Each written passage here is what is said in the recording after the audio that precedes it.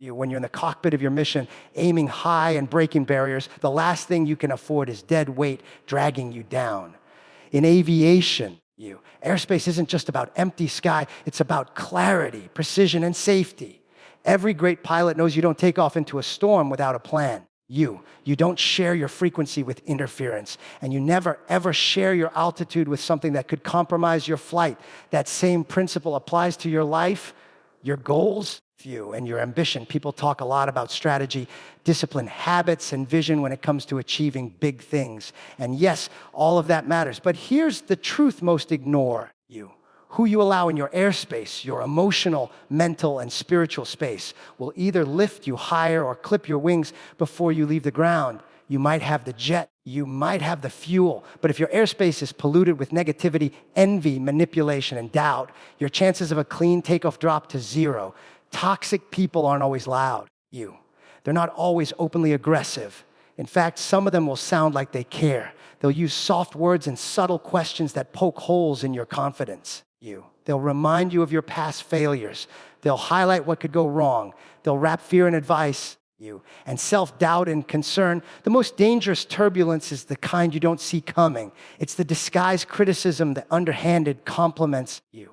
The people who are quick to call you delusional when your vision grows too big for their comfort. These are the folks who fear your elevation because your success is a mirror reflecting their lack of effort. The moment you start climbing, you trigger them. Not because you hurt them, but because your rise challenges the narrative they've built for themselves. It's easier for them to pull you down than face their own unwillingness to fly. There comes a time in every high performer's life when they must audit their environment with the same urgency a pilot checks a pre-flight list. Who's in your cockpit? Who's on your wing? Who has access to your comms? If you're trying to break through the atmosphere, but you're surrounded by people who fear the sky, you're asking for sabotage. Loyalty doesn't mean proximity. Some people love you in theory, but resent your action. They smile, but they secretly wish for a crash landing. That's not paranoia, that's awareness. And awareness is survival at high altitude. Your energy is your oxygen. Every conversation, every exchange, every nod of approval or raised eyebrow either adds to your fuel reserves or drains them. You cannot achieve greatness while constantly being on defense. You need open skies, not distractions. You need encouragement, not friction. And most of all, you need silence from those who don't get it, not because they're bad people, but because they were never designed to fly where you're going. You'll never find a fighter pilot checking in with passengers for validation. The mission is too critical, the risks are too high, and the margin for error is razor thin. The same goes for you. If you're chasing something massive, something game-changing, you must protect your airspace with unshackable resolve. Not everyone gets clearance. Not everyone gets to fly beside you. And just because someone's been in your hangar for years doesn't mean they've earned a seat on the next mission. Sometimes the most courageous thing you'll ever do is fly solo, at least until you find those who match your altitude, respect your vision, and understand your silence. Because up there, where the air is thin and the stakes are high, clarity is life. And anything less than clean airspace is a risk you can't afford to take. Demons don't wear horns. They often wear smiles and call you family. That's the uncomfortable truth no one wants to face. We're trained from childhood to believe that family means safety, loyalty, and unconditional love. That blood ties guarantee trust. That shared history equals shared intention. But the battlefield of life teaches you something different. It teaches you that not every smile is sincere, that not every hug means protection, and that sometimes the sharpest knives are handed to you by the people you never suspected, the ones who shared your table, knew your weaknesses, and called you by your first name. The real danger isn't the enemy outside the gates. It's the one who already has the keys. It's the brother who jokes every time you dream out loud. It's the cousin who tells you to be realistic whenever you speak about something greater. It's the friend you've known for years who rolls their eyes when you say you're changing. It's the parent who reminds you of your failures when you start making progress. And it's the one who smiles and says, "I'm happy for you," while their tone drips with sarcasm. That's what the demon looks like. Not fangs, not flames, but passive aggression, subtle sabotage, and disguised resentment. These demons are experts in manipulation. They've studied you up close. They know which buttons to push, when to guilt you, when to shame you, when to use the past against you. They disguise their jealousy as concern. They weaponize history to keep you small. You've changed, they say, as if growth is betrayal. Don't forget where you came from, they warn, as if remembering your roots means staying buried in them. What they really mean is, don't outgrow me. Don't pass me. Don't make me face the fact that I stayed comfortable while you chased fire. Some of these demons genuinely believe they're helping you. That's the trickiest part. They don't see their own insecurity. They don't realize they're projecting their fear onto you. They think they're protecting you from failure. But in reality, they're shielding themselves from having to watch you win without them. They're not afraid you'll fall. They're afraid you'll fly and never look back. Because if you do, their excuses collapse, their comfort zones shrink, their stories of what's not possible crumble under the weight of your example. The ones closest to you have the greatest access to your belief system, and belief is the foundation of every achievement. If that foundation is built on criticism, doubt, and subtle attacks, it doesn't matter how talented you are, you'll crash before takeoff. You can't build a skyscraper on sinking ground. And you can't build a legacy in an environment where you're constantly defending your ambition. It drains your focus. It chips away at your confidence. It makes you second guess your gut. And over time, it makes you smaller, not because you want to be small, but because you're exhausted from fighting shadows. There's a reason great missions require clear command structures. You don't allow every voice into the control tower. You don't accept feedback from people who haven't trained for your altitude. You need alignment. You need clarity. You need people who add strength to your wings, not static to your signal. And when you find out that someone, even someone you love, has been acting as a saboteur in disguise, it hurts you. It shakes you. It makes you question everything. But that pain is part of the elevation process. The higher you fly, the more visible these demons become. They can't hide in thin air. They reveal themselves when your climb threatens their comfort. That's when the smiles become snide. That's when the concern becomes control. That's when the love starts to feel like a leash with you. And that's when you know this isn't just a difference of opinion. It's an opposition to your growth wrapped in the language of closeness. You must learn to read energy, not just words. You must trust what you feel in your gut, not just what you hear with your ears. Some of the most toxic relationships are built on traditions that no longer serve your future. You don't owe your destiny to people who are comfortable with your stagnation. And you don't owe explanations to those who only support the version of you that plays small. Success demands situational awareness emotionally and socially. That's not a motivational catchphrase. That's a survival code. The same way a fighter pilot scans the skies for threats, reads instruments, checks positioning, and stays alert to subtle changes in pressure and trajectory, you need to develop that same sharpness in your environment. Because in the climb toward greatness, your biggest failures often come not from a lack of talent or effort, but from a blind spot you didn't bother to check. You can't afford to be emotionally unaware. You can't afford to ignore the temperature of the room, the energy of the people you keep close, or the hidden agendas operating behind fake smiles and polite silence. The battlefield of success isn't just about skill or execution. It's about knowing what's really happening beneath the surface while the rest of the world stays distracted by noise. Emotional awareness means reading your own dashboard. When stress rises, when anxiety kicks in, when anger starts to bubble or doubt sneaks in, you need to know it before it leaks into your performance. Most people wait until their engine fails before they admit something's wrong. That delay is fatal because by the time your system crashes, the damage has already been done. Success requires that you feel the shift early, that you acknowledge the signs, the fatigue in your spirit, the tension in your words, the subtle disconnection from your purpose, and not just so you can vent, but so you can recalibrate. Every high performer knows this unchecked emotion is uncalibrated energy. If you don't manage your emotional state, your decision-making gets foggy, your focus narrows, and your ability to adapt disappears. You start reacting instead of responding. You get defensive instead of discerning. And that shift, invisible at first, grows into a full-blown derailment. But emotional awareness isn't enough without social awareness. Success doesn't happen in a vacuum. You are constantly navigating relationships, alliances, feedback, expectations, and perceptions. And the way you move in those dynamics can either build your runway or block it. If you walk into a room and don't notice the energy shift when you speak, you're missing critical intel. If you ignore patterns of resistance, resentment, or passive aggression from people around you, you're flying blind. Some people smile when they see you coming, but their energy dims when you speak about your goals. That's a clue. Some people offer help, but never show up when it matters.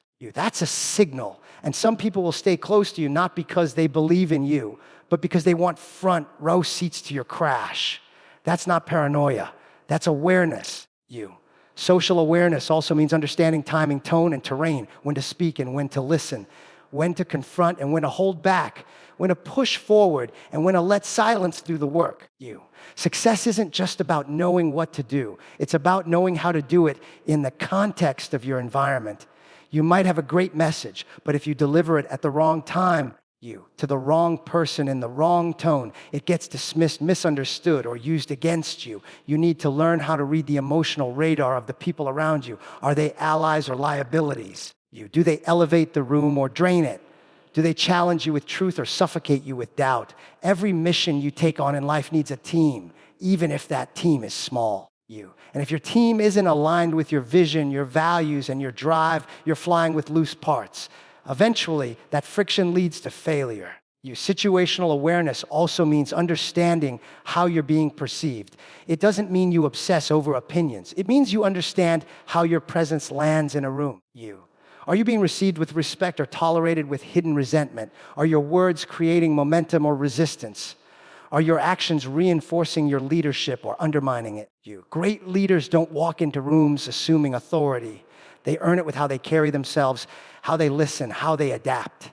And that level of influence doesn't come from noise. It comes from clarity, from watching, from being fully awake in every conversation, every room, every decision. You don't get that kind of awareness by living on autopilot. You get it by choosing to tune in fully, not just to what people say, but to what they don't, not just to the noise, but to the signals, not just to the outcome, but to the environment shaping it. Not everyone clapping for you wants you to win. That sentence cuts deep when you finally realize how true it is. At first, it sounds like cynicism, like the kind of phrase bitter people use when they've been hurt. But spend enough time chasing something meaningful, a dream, a goal, a new standard of excellence, and you'll see it unfold with painful clarity. Applause is easy to fake. Smiles are cheap.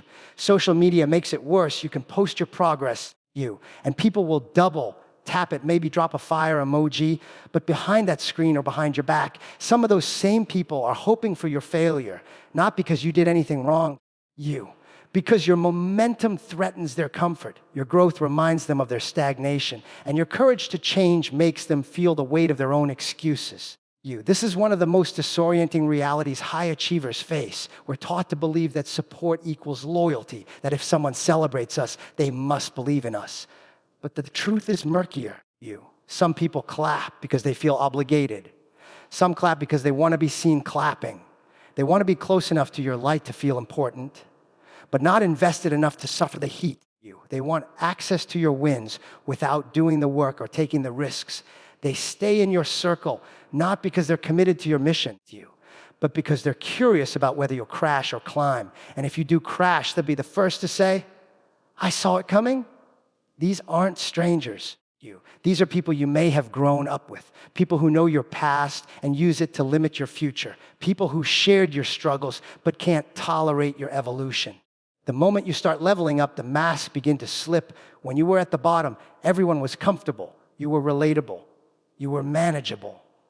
No one had to feel insecure around you. But now that you're changing, waking up earlier, working harder, speaking more boldly, demanding more from life, the atmosphere shifts. Suddenly, your ambition is too much. Your discipline is obsessive. Your focus is selfish. These comments don't come from your enemies. They come from the ones who claim to love you. That's the part that stings the most. It's not the critics from the outside.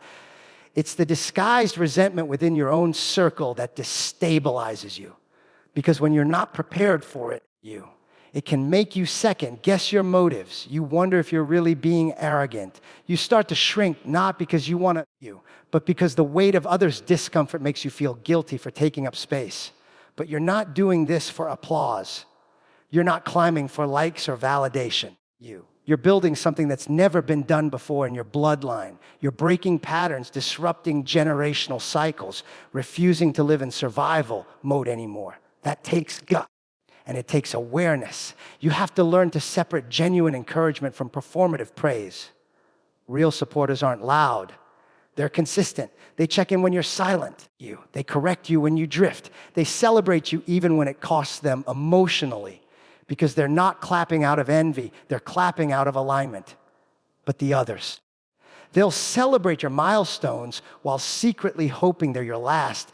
They'll show up to your events but won't mention your name in the rooms where it really counts. They'll repost your achievements but never refer you. They clap, but their hearts aren't in it. That's why discernment is so critical. You need to pay attention not just to who's present, but to what kind of presence they bring. Does their energy match their words? Do they support you when no one is watching? Do they help you carry the load or just pose for the victory photo? Because here's the truth: some people only support you when you're the underdog. As long as you're struggling, they're your cheerleaders. But the moment you start rising too fast, too far beyond their emotional reach, they become uncomfortable. Because now you're not just a friend, you're a mirror, reflecting back to them what they haven't done, what they've avoided, what they've denied themselves. And instead of being inspired, they get bitter. This is where many people stall out. They slow their growth to maintain approval. They keep their dreams quiet to protect fragile egos. They dilute their light to keep from blinding those who refuse to put on shades. But playing small never served anyone. And the people who truly love you won't need you to shrink. They'll grow with you. They'll stretch themselves. They'll ask you how they can support the next phase of your journey. The others, they'll keep clapping just enough to stay in your space, just enough to avoid suspicion, but never enough to move the needle on your actual momentum. So you learn, you get quiet. You watch more than you speak. You stop announcing every move. You protect your vision like a classified mission. And you stop mistaking volume for value. Because loud applause doesn't always equal deep support. Some of the strongest allies are silent workers in the background, moving pieces on your behalf. While others are center stage with no real investment in your outcome, you develop eyes that can read through smiles, ears that can hear the tremble behind the cheer. Instincts that know when the clap is genuine and when it's just a cover. And from that place of clarity, you start surrounding yourself not with those who need you to win for their own ego, but with those who want you to win because they believe your victory contributes to something bigger than either of you alone. A true wingman fuels your flight, not drains your fuel. In any high-stakes mission, especially the kind that demands relentless focus, long nights, painful decisions, and a level of commitment that most people will never understand. You need someone in your corner who adds power to your engine, not someone who siphons it away. Life, like combat aviation, is filled with unpredictable weather, high turbulence, and moments where one miscalculation can mean a complete crash. You're not just flying for the thrill of it. You're flying towards something that matters, something that requires clarity, courage, and endurance. In that kind of mission, your wingman matters more than anything. A wingman is not someone who just shows up when the skies are clear. A wingman is there when the clouds roll in, when the alarms are blaring, when your vision is blurred, and you need someone on your flank reminding you who you are and why you're flying. But here's the truth too many people ignore. Not everyone who flies beside you is actually with you. Some are just along for the ride. Some are tracking your altitude to compare it to their own. And some, whether they admit it or not, are draining your fuel. They're not pushing you forward. They're weighing you down. They consume your emotional energy with their constant cries. They pull your attention with their drama. They plant seeds of doubt with their passive remarks, their sideways glances, their subtle lack of enthusiasm when something goes right for you. You leave conversations with them feeling heavier, not lighter. And yet, out of habit, out of guilt, or out of history, you keep calling them your team. That's the kind of relationship that costs you your mission. It's subtle at first. You brush it off. You tell yourself they're just in a rough patch, or they didn't mean it like that, or they'll come around. But while you're excusing their patterns, your focus is eroding, your fire is dimming. You start second guessing your own trajectory. You hesitate before making bold moves because you already anticipate the silent judgment or the lack of genuine support. This is how fuel gets drained, not always in one big leak, but in a slow, invisible siphon.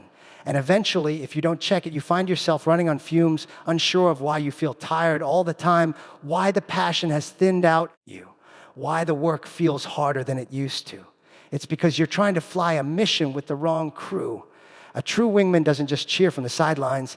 They fly with you shoulder to shoulder. They know your blind spots and call them out with love and precision. They don't flatter, they fortify. They don't just celebrate your wins, they help you earn them. They speak truth when you're tempted to settle. They remind you of your standard when you feel like giving in. They bring solutions, not just sympathy. They match your energy, your urgency, your grit. They understand that your mission is not just about personal gain. It's about legacy, impact, fulfillment. And they treat your vision with the respect it deserves. You'll know them not just by what they say, but by how you feel after being with them. After a conversation with a true wingman, you feel recharged. Ideas flow, clarity returns, confidence rises. You don't have to explain yourself over and over again because they're already aligned. They've studied your flight path. They know why you fly and what you're chasing. They may not want the same destination, but they understand the altitude you're aiming for. And they honor it not by getting in your way, not by clinging to your wings, but by helping you navigate the sky more effectively. That kind of support is rare, and it's earned, not assumed. Just because someone has been in your life for a long time doesn't make them a wingman to you. Just because you share blood doesn't make them loyal to your mission. A wingman is defined by their actions, not their title. It's about consistency, integrity, and energy. It's about whether they make you sharper or softer, clearer or more confused, braver or more hesitant. Ask yourself, does this person give me wind, or do they take it from my wings? Do they lift me when I'm dragging, or do they add weight to the load? Do they call me higher, or do they pull me into comfort? When you're truly committed to something big, something that will test every ounce of you, you must become ruthless about the energy around you. You don't need perfect people, but you need aligned people. You don't need someone who agrees with you all the time, but you need someone who respects the size of your mission. Because when you're out there dodging resistance, navigating setbacks, and recalibrating under pressure, the last thing you can afford is a passenger pretending to be a co-pilot. You need someone who knows how to fly, how to think, how to fight, and how to believe, even when visibility is zero and the odds are stacked against you. You need someone who doesn't panic when the alarms go off, who doesn't flinch when the pressure spikes, who doesn't disappear when you start flying too fast or too far. You need someone who fuels your flight by being steady when you're shaken, quiet when you're focused, loud when you're doubting, and real when you're tempted to fake it. Because your flight is not a stunt, it's a mission. And your mission will only go as far as the fuel you carry and the company you keep